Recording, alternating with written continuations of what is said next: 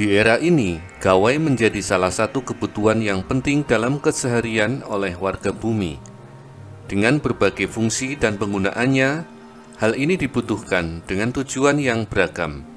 Ada yang bertujuan untuk menunjang pekerjaan, ada yang bertujuan untuk sekedar gaya-gayaan, ada juga untuk kepentingan media hiburan semata, atau ada yang pakai untuk momong anak agar tidak rewel, sehingga si anak dihadapkan gawai untuk menonton tampilan video media sosial, dan tujuan lain sebagainya.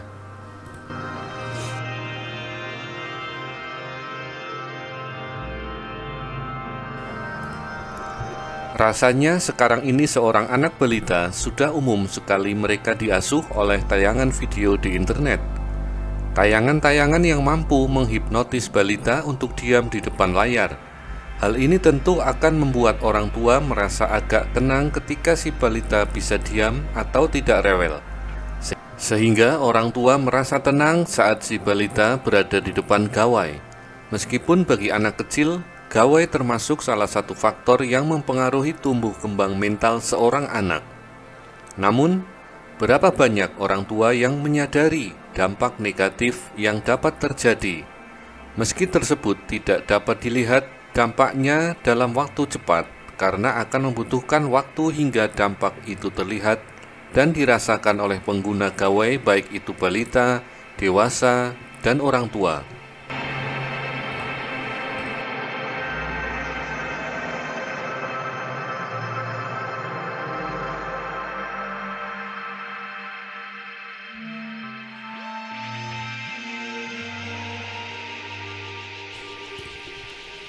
Kita tidak dapat menghentikan cepatnya perkembangan teknologi hardware, akses software, dan konten digital yang berkembang sangat cepat dengan kemudahan akses. Benar-benar tidak dapat menghentikan hal tersebut. Yang bisa kita lakukan adalah bersikap yang bijaksana terhadap teknologi. Lantas, bagaimana dinamika balita yang ketergantungan terhadap video yang tersebar luas di dunia maya? Orang tua sering beralasan bahwa si anak akan tenang dan tidak rewel saat menonton gawai, sehingga mereka, dalam tanda kutip, membiarkan bahaya yang sedang ada di dekat si balita.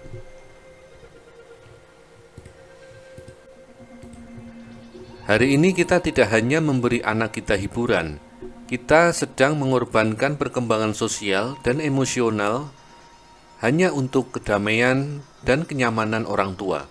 Kita akan membedah bagaimana gawai menjadi babysitter digital dan mengapa pertukaran ini memiliki harga biologis yang sama sekali tidak terbayarkan.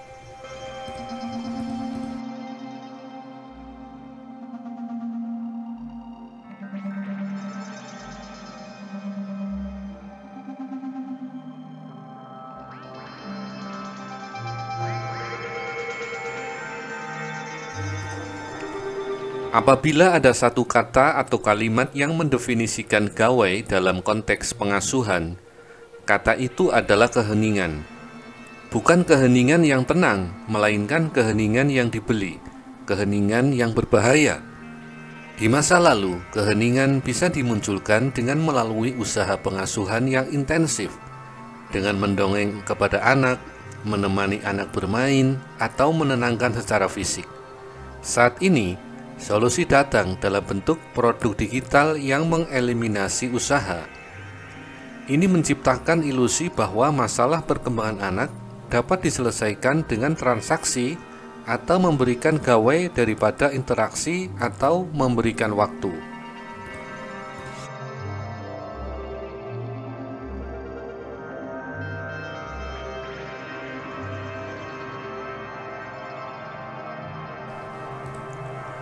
Keheningan ini merupakan tanda dari krisis waktu di masyarakat modern. Orang tua yang terjebak dalam tuntutan ekonomi yang mengharuskan mereka untuk terus bekerja dan multitasking, akhirnya terpaksa memakai gawai sebagai regulator emosi instan untuk anak.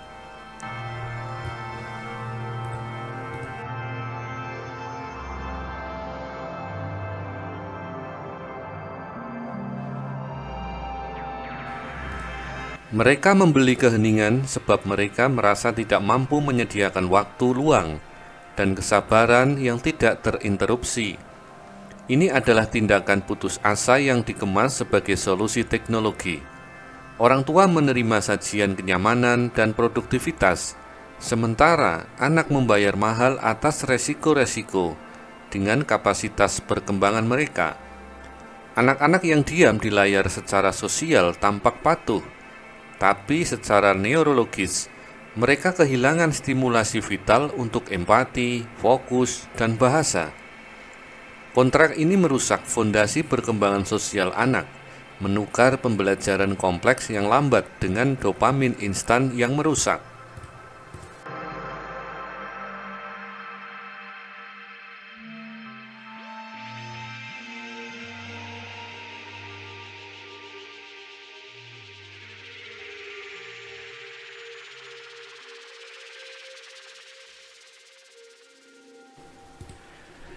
Kita tidak hanya mencari keheningan, kita mengkomersialkan pengasuhan.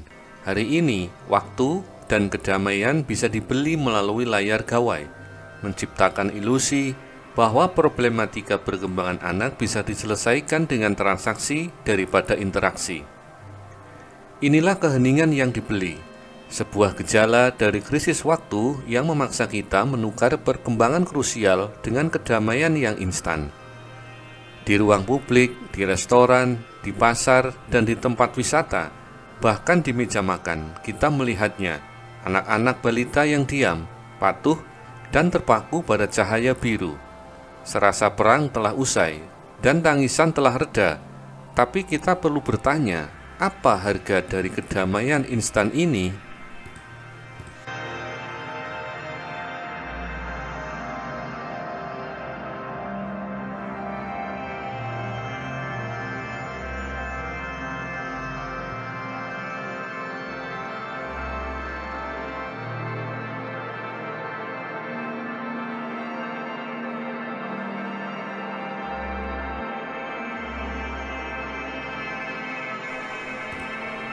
Coba kita perhatikan, kita hidup di era krisis waktu. Tuntutan ekonomi memaksa kedua orang tua untuk bekerja, dan multitasking adalah norma baru. Ketika anak menangis atau meminta perhatian, gawai muncul sebagai solusi instan yang sempurna. Namun masalahnya bukan sekedar bekerja, tetapi bekerja lebih keras untuk bertahan pada standar hidup yang sama. Fenomena ini disebut stagnasi upah di tengah kenaikan biaya hidup.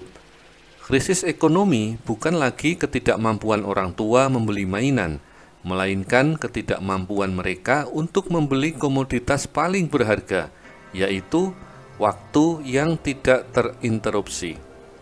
Gawai menjadi kompensasi atas waktu pengasuhan yang dicuri oleh tuntutan pasar. Secara esensial, kita menggunakan teknologi untuk menambal lubang yang diciptakan oleh kapitalisme yang terlalu menuntut. Multitasking adalah mitos yang merusak fokus, dan ia paling merusak dalam pengasuhan. Orang tua merasa harus hadir secara fisik untuk anak, sambil hadir secara digital untuk pekerjaan. Gawai hadir sebagai mediator yang jahat. Ia memungkinkan orang tua secara fisik hadir, namun secara mental absen.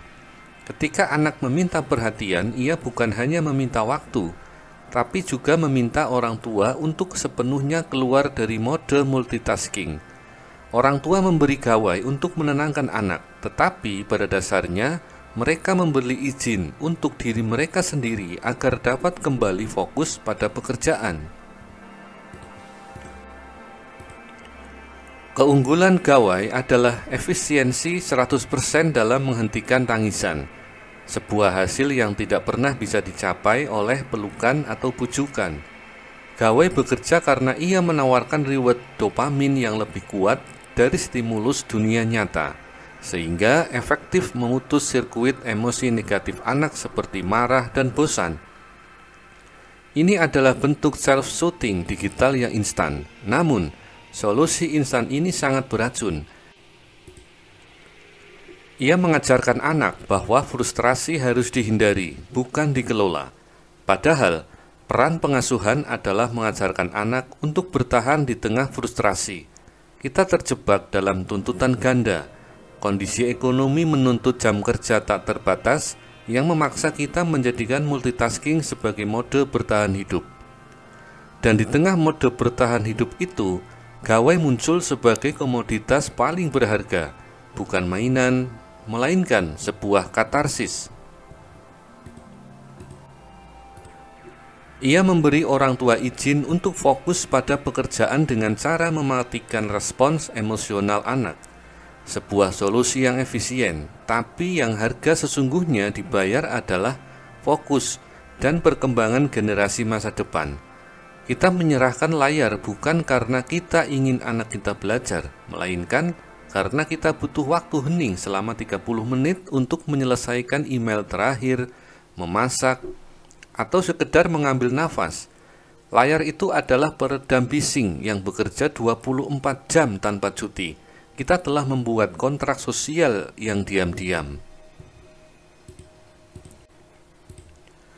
Orang tua modern sering beroperasi dalam defisit kronis waktu dan energi. Mereka tidak memberikan gawai dari tempat kejahatan, melainkan dari tempat keputusasaan yang tulus. Mereka membeli 30 menit keheningan bukan untuk bersenang-senang, tetapi untuk memenuhi kebutuhan dasar orang dewasa. Melakukan pekerjaan yang dibayar, menyelesaikan pekerjaan rumah tangga, atau yang paling penting, melakukan regulasi emosi pribadi hanya sekedar mengambil napas.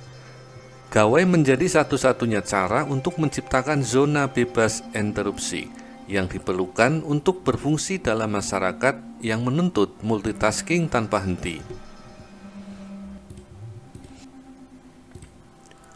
Tangisan anak dianggap sebagai bising yang harus diredam. Di ruang publik, misalnya restoran, pesawat, atau pertemuan keluarga, anak yang rewel menciptakan tekanan sosial bagi orang tua.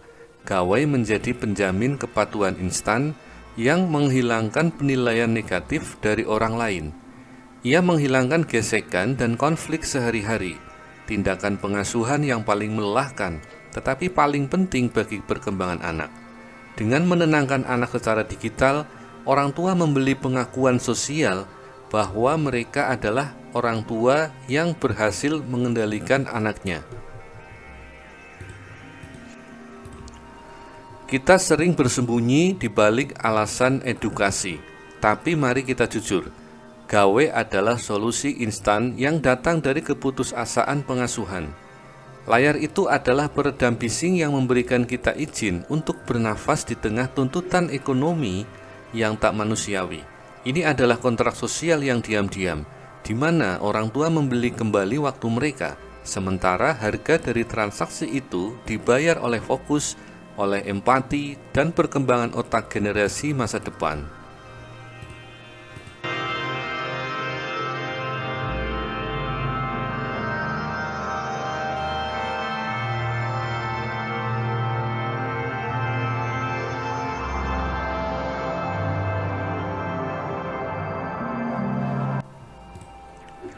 Kontrak ini diperkuat oleh budaya kita. Dalam banyak masyarakat, termasuk di Indonesia, kita secara sosial menghargai anak yang tenang, anak yang tidak rewel, anak yang tidak mengganggu. Tangisan atau tantrum dianggap kegagalan orang tua, tindakan yang melanggar ketertiban sosial dan menciptakan ketidaknyamanan kolektif. Anak yang rewel menciptakan kebisingan sosial yang harus diredam. Orang tua tidak hanya berjuang dengan anak mereka, mereka berjuang melawan penilaian diam-diam dari setiap orang yang melihat. Anak yang tenang adalah validasi sosial bahwa orang tua tersebut berhasil dan mampu mengendalikan unit terkecil masyarakat atau keluarga. Alih-alih dilihat sebagai proses perkembangan yang membutuhkan bimbingan dan penerimaan, tantrum justru dicap sebagai kegagalan orang tua, bukti dari kurangnya otoritas atau ketidakmampuan mendidik. Stigma sosial inilah yang menciptakan keputusasaan instan bagi orang tua. Ketika gawai diserahkan, tantrum itu menghilang. Orang tua mendapat pembebasan dari penghakiman publik, sementara anak belajar bahwa emosi negatif harus ditekan dan dihindari dengan pelarian digital, bukan dikelola.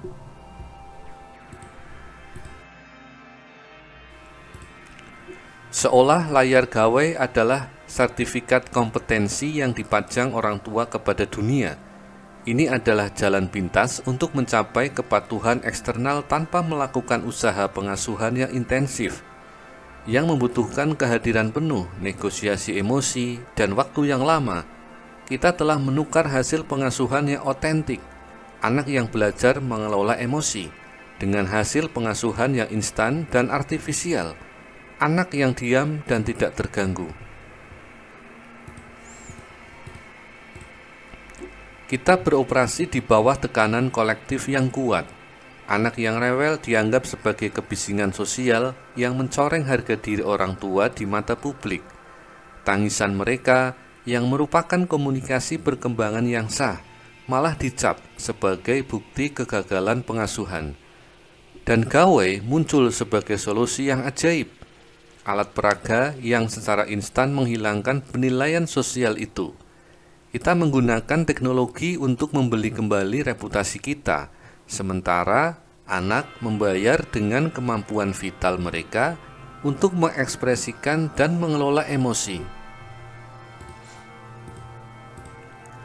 Dan gawai adalah jalan pintas untuk mencapai kepatuhan instan ini. Ia menghilangkan gesekan, konflik, dan negosiasi yang sebenarnya penting untuk perkembangan anak. Tapi di balik keheningan itu, ada biaya yang jauh lebih besar. Sebab masalah gawai bukanlah kontennya, melainkan desainnya. Pengasuhan yang efektif melibatkan gesekan. Anak harus belajar menunggu giliran mainan, bernegosiasi dengan temannya saat bertengkar, dan mengelola rasa frustrasi saat permintaannya ditolak. Proses yang tidak efisien dan melelahkan ini membangun kemampuan penting seperti kesabaran, empati, dan regulasi emosi. Kontrasnya, gawai adalah trik sulap. Ia menghilangkan gesekan secara total. Ia menawarkan pelarian, bukan solusi. Anak tidak belajar menenangkan dirinya, ia hanya belajar bagaimana mengalihkan perhatiannya ke sumber dopamin yang lebih kuat. Ini menciptakan ketergantungan pasif, di mana anak tidak pernah mengembangkan perangkat internal untuk mengatasi stres dan kebosanan. Kritik kita sering terjebak pada apa yang ditonton anak berupa konten. Padahal masalah utamanya adalah bagaimana konten itu disajikan. Desain aplikasi seperti warna cerah, jingle yang tiba-tiba, autoplay, dan infinite scroll dirancang oleh insinyur perilaku yang bertujuan memperpanjang waktu layar. Ini sebuah metrik bisnis. Desain ini sengaja mengeksploitasi sirkuit reward otak, terutama pada anak yang otaknya masih sangat plastis. Artinya, bahkan konten edukatif sekalipun, jika disajikan melalui desain yang adiktif, tetap merusak karena melatih otak untuk menuntut imbalan instan dan menolak stimulus dunia nyata yang lambat dan kompleks. Dengan memberikan solusi eksternal, yaitu layar, setiap kali muncul ketidaknyamanan internal seperti bosan, marah, atau sedih, kita menghilangkan kesempatan anak untuk belajar menenangkan dirinya sendiri.